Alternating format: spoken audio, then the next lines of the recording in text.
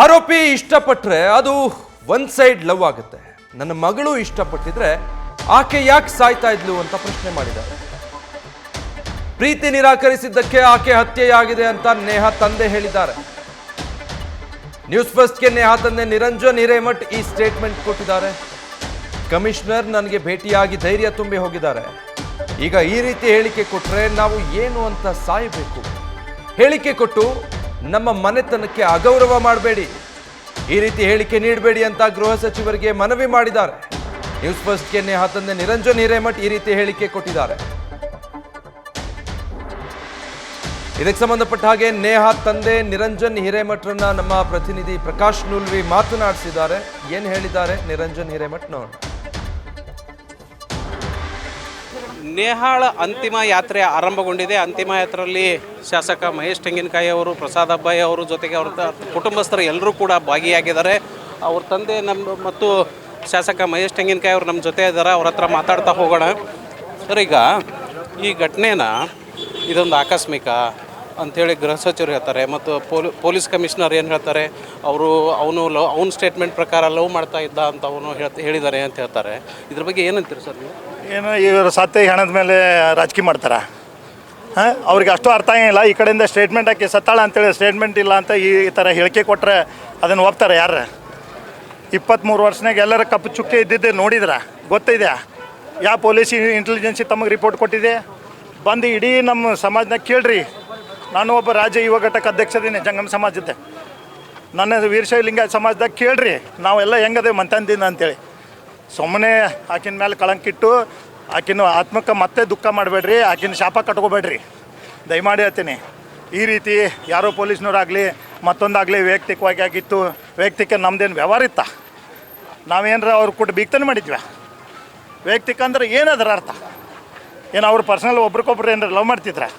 ಏನು ಇರಲಾರ್ದೆ ಹೂವಕ್ಕೆ ಅವ್ರು ಯಾವುದೇ ರೀತಿಯಿಂದ ಆ ರೀತಿ ಮಾಹಿತಿ ತೊಗೊಂಡು ಹೇಳಿಕೆ ಕೊಡತ್ತಾರ. ದಯಮಾಡಿ ಅಂಥ ಹೇಳಿಕೆ ಕೊಡಬಾರ್ದು. ನಾನು ನಿಮ್ಮ ಕಾರ್ಪೊರೇಟರ್ ಅದೀನಿ, ಕಾಂಗ್ರೆಸ್ ಕಾರ್ಪೊರೇಟರ್ ಅದೀನಿ. ನನ್ನ ಪರಿಸ್ಥಿತಿನೇ ಹಿಂಗಾದರೆ ಮುಂದೆ ಪಾರ್ಟಿ ಒಳಗೆ ಇದ್ದಂಥ ಅನೇಕ ಮಂತನ ಅದಾವೆ, MLA ಅದಾರ, MP ಅದಾರ, ಈಗ ಅಪ್ಕಮಿಂಗ್ ಲೀಡರ್ಸ್ ಅದಾರ, ಹಿಂದೆ ಹೋದವ್ರು ಅದಾರ. ಅವ್ರ ಮನೆ ಘಟನೆ ಆದ್ರೆ ಇದೇ ರೀತಿ ಹೇಳಿಕೆ ಕೊಡ್ತೀರಿ? ಯಾಕೆ ಒಬ್ಬ ವೀರಶೈವ ಲಿಂಗಾಯತ ಮನ್ಯಾಗ ಹಿಂಗೆ ಆಗೈತೆ ಅಂದ್ಕೊಳ್ಳಿ ಈ ಥರ ಹೇಳಿಕೆ ಕೊಡ್ತೀರಿ?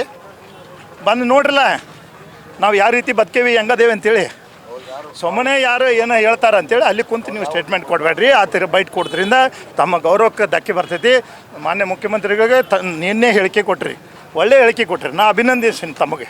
ತಾವು ಮಾಡಿದಂಥ ಆ ಹೇಳಿಕೆಗೆ, ಆ ಒಂದು ಕಮಿಟಿಗೆ ಎಲ್ಲರೂ ಕೂಡ ಮುಖ್ಯಮಂತ್ರಿ ಕ್ರಮ ತೊಗೊಳಕ್ಕೆ ಹೇಳ್ಯಾರ ಅಂತೇಳಿ ಎಷ್ಟೋ ಹೊಗಳಿದ್ದಾರೆ. ಈ ಒಂದು ಮೀಡಿಯಾದವ್ರು ಸುತ್ತೆ ಕೇಳಿದ್ದಾರೆ, ಉಗ್ರವಾದ ಕ್ರಮ ತಗೋತಾರೆ, ಅವ್ರ ಮೇಲೆ ಕಾನೂನು ಕ್ರಮ ತಗೋತಾರೆ ಅಂತ.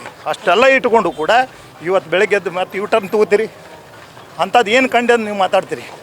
ಅದಕ್ಕೆ ದಯಮಾಡಿ ಗೃಹ ಸಚಿವರಲ್ಲಿ ಮಾನ್ಯ ಮುಖ್ಯಮಂತ್ರಿಗಳಲ್ಲಿ ನಾವು ವಿನಂತಿ ಮಾಡ್ತೀನಿ, ಈ ರೀತಿ ಯಾರಿಗಾರ ಕಳಂಕಿಟ್ಟು ಹೆಂಗೆ ಆಕಸ್ಮಿಕ? ಏನು ಆಕಸ್ಮಿಕ ಅಂದರೆ ಅವರೆಲ್ಲ ಪ್ಲ್ಯಾನ್ ಮಾಡಲಾರ್ದೆ ಅಲ್ಲಿ ತಲ್ವಾರ ಏನು ಆಕಸ್ಮಿಕನಾ? ಅವ್ನ ಕಿಶೆದಾಗ ಎಲ್ಲಿಂದ ಬಂತು? ಅವನೇನು ಕಾಲೇಜ್ ಸ್ಟೂಡೆಂಟಾ? ಅವನೇನು ಕಾಲೇಜ್ ಸ್ಟೂಡೆಂಟ್? ಹೊರಗಿನ ವ್ಯಕ್ತಿಗಳು ಬಂದು ಅವನ್ನ ಆಲ್ರೆಡಿ ಅವ್ರು ಬಲಿ ತಗೊಂತಾರಂದ್ರೆ ಅವರು ಹೊರಗಿಂದ ಬಂದಾರ ಏನು ಆಕಸ್ಮಿಕ? ಅವ ಸ್ಟೂಡೆಂಟ್ ಆಗಿದ್ದರೆ ಅಲ್ಲೇ ಇರ್ಬೇಕಾಯ್ತಲ್ಲ. ಏನು ಕೈಯರ ಕಾಲ್ರ ಅಥವಾ ದುಗ್ಸಾಡಿದ್ರೆ ಹೊಡೆದಾಡಿದ್ರೆ ಬರ್ಬೋದು. ವೆಪನ್ಸ್ ತೊಗೊಂಡು ಬಂದು ಈ ಮರ್ಡರ್ ಮಾಡಿದ್ರು ಕೂಡ ನೀವು ಆಕಸ್ಮಿಕ ಅಂತಿರಲ್ಲ.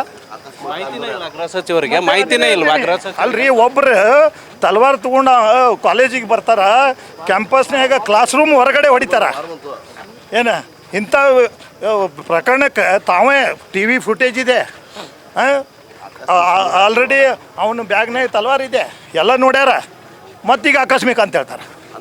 ಅಂದ್ರೆ ಯಾರು ಹೇಳಿದವ್ರು? ಯಾರು ಆಕಸ್ಮಿಕ ಅಂತ ಹೆಂಗೆ ಹೇಳ್ತಾರೆ ಅವರು? ಯಾವ ಉದ್ದೇಶ ಇಟ್ಕೊಂಡು ಮಾತಾಡತ್ತಾರ? ಏನು ನಮಗೆ ಅವ್ರಿಗೇನು ದ್ವೇಷ ಇದೆಯಾ? ಯಾವ ರೀತಿ ಹಿಂಗೆ ಹೇಳಿಕೆ ಕೊಟ್ರೆ ಅವ್ರು ಏನಾಕೈತೆ ಪರಿಸ್ಥಿತಿ? ಅದಂತೀನಿ. ಅವ್ರ ಅಮ್ಮನ ಮನೆ ಇದೆ, ಏನು ಈ ನಾ ಹುಟ್ಟಿದ ಮನೆ ಇದು. ಇವರೆಲ್ಲ ಹೇಳಿ ನಮ್ಮ ವೀರಶೈವ ಲಿಂಗಾಯತ ಸಮಾಜ ಇಡೀ ರಾಜ್ಯದಾಗ ಏನಾಗ್ಬೇಕು ಪರಿಸ್ಥಿತಿ? ಏನು ತಿಳ್ಕೊಬೇಕು ನಮ್ಮ ಬಗ್ಗೆ? ನಮ್ಮ ಮಂತನ ಮರೆ ತೆಗ್ಯಾಕೆ ಕುಂತಾರೆ ಇವರು ಈ ಥರ ಹೇಳಿಕೆ ಕೊಟ್ಟೆ. ಅದಕ್ಕೆ ದಯಮಾಡಿ ಮತ್ತೊಮ್ಮೆ ತಮಗೆ ಹೇಳ್ತೀನಿ, ಗೃಹ ಸಚಿವರೇ ಮತ್ತು ಮುಖ್ಯಮಂತ್ರಿಗಳು ಕಳಕಳಿಯಿಂದ ಪ್ರಾರ್ಥನೆ ಮಾಡ್ತೀನಿ, ಕೈ ಮುಗಿದು ಹೇಳ್ತೀನಿ. ಈ ರೀತಿ ರಾಂಗ್ ಸ್ಟೇಟ್ಮೆಂಟ್ ಕೊಟ್ಟು ರಾಂಗ್ ಮಾಹಿತಿಯಿಂದ ನನ್ನ ಮಂತನಿಗೇನು ಅಗೌರವ ತೆಗೆದ್ರೆ ಅಂದರೆ ನಾನು ಅದ್ರ ಬಗ್ಗೆ ಹೋರಾಟ ಮಾಡ್ತೀನಿ. ಇಲ್ಲ ನಾನು ಉರ್ಲಾಕೊಂಡು ನಿಮ್ಮ ಹೆಸರು ಇಬ್ಬರದ್ದು ಹೆಸರು ಬರ್ದು ಸಾಯ್ತೀನಿ. ಯಾಕಂದ್ರೆ ನನ್ನ ಮಂತನ ಮರ್ಯಾದೆ ತೆಗೋರು ನೀವು. ಅಂಥದ್ದೇ ನೀವು ಇಷ್ಟು ಜನ ನಿನ್ನೆಯಿಂದ ನೋಡಾತೀರಿ ಟಿ ವಿ. ಎಲ್ಲ ಇಲೆಕ್ಷನ್ ಹೋತು, ಎಲ್ಲ ರಾಮನವಮಿ ಹೋತು, ಎಲ್ಲ ಹೋತು. ಈಗ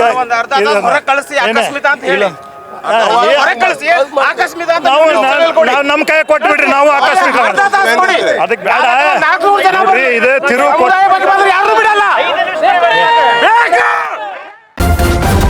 ನ್ಯೂಸ್ ಫಸ್ಟ್ ನಿರ್ಭೀತಿಯಿಂದ ನಿಮ್ಮ ಪರವಾಗಿ.